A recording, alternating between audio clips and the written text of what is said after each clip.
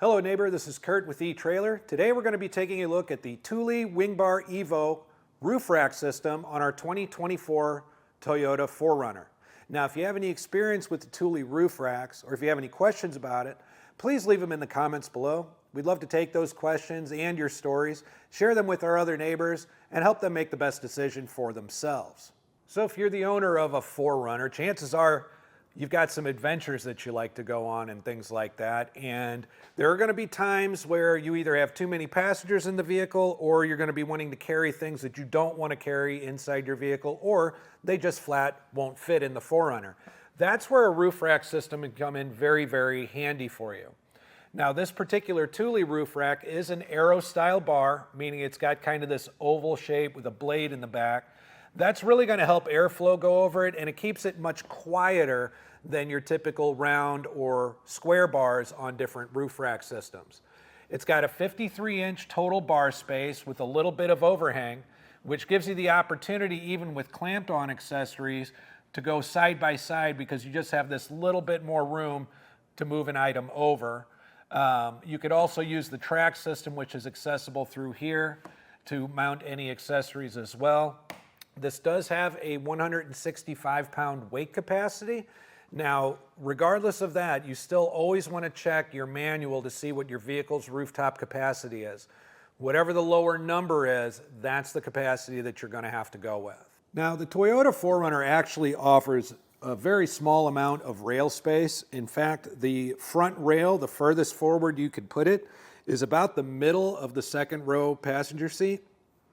So we went ahead and we mounted this all the way up to the front. One of the reasons being is if we mounted everything toward the back, if you had anything up here like a roof box, it would be a lot more difficult if it was back here to access the full thing than moving it forward a bit. Now, if I put the front bar all the way to the front of the rail and the back bar all the way to the back of the rail, that ends up giving about a 38 to 39-inch crossbar spread, which is more than most rooftop accessories will allow. So I would say, depending on the accessory that you have, whether or not you wanted to move these forward, move them back, or closer or further apart, that would really be up to the accessory. Things to keep in mind when we're putting boxes up here, or any accessory for that matter, is whether or not you have a sun or a moon roof, which this vehicle doesn't. And we also want to bear in mind the antenna that's sticking up toward the back there.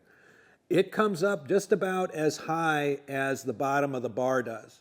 So if you have a clamp-on system for anything, you're going to really want to keep that in mind as you're getting back toward that antenna.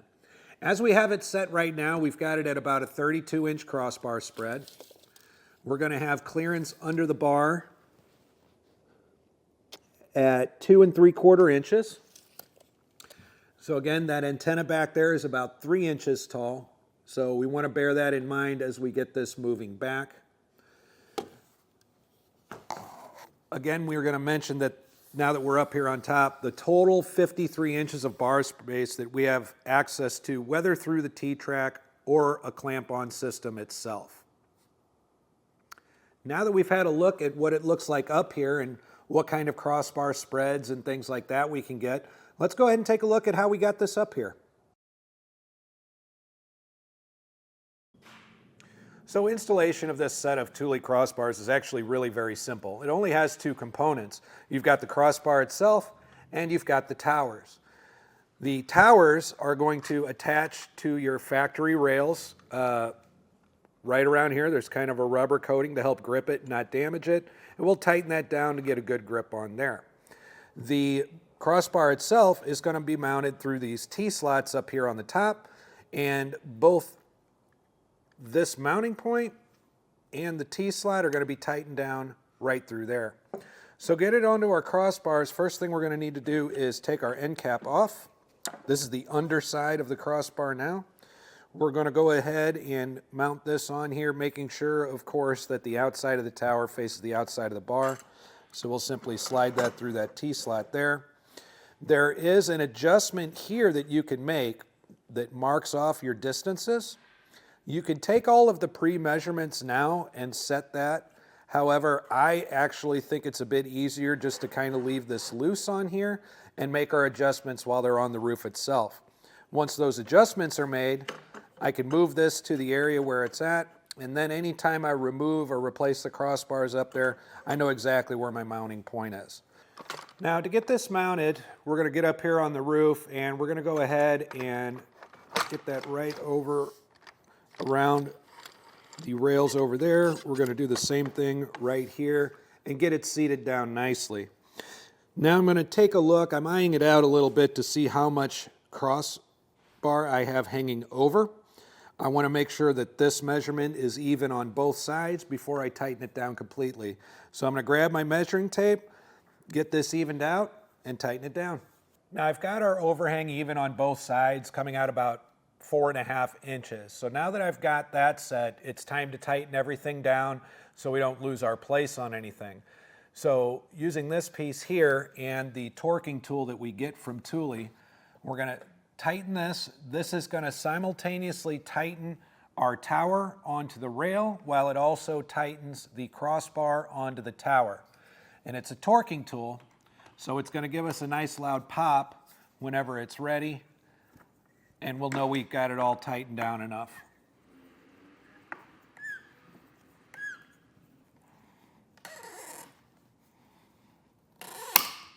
There we go. Now we've got it tightened down. It's not going to slide back and forth on us.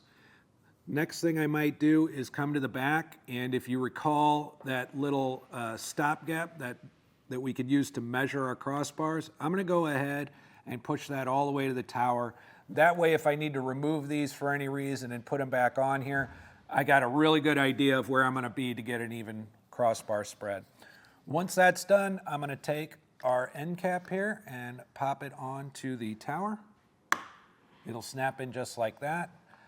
This area here is if you wanted to replace these with locks from the Thule one-key system, get a key-to-like system, have a lock on every tower to keep your bar secured, this is the place where that would go. The key would go right here, but for now, all we need is a flathead to turn this and lock it into place. Now here's an accessory that I always recommend whenever we're talking about roof-mounted systems like this, especially on a taller vehicle like the 4Runner.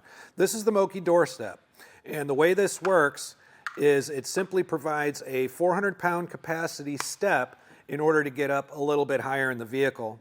It's going to go right into this door hook here. It's going to leverage down against it, and then we could use that to get higher up here. It's going to help us with securing our load, organizing it, being able to get something particular out of a box that we're looking for. It just really comes in very, very handy.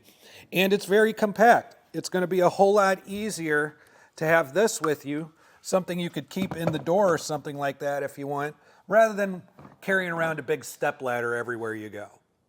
So there's a look at the Thule WingBar Evo Roof Rack system on our 2024 Toyota 4Runner. I'm Curt with eTrailer. Thanks for stopping by.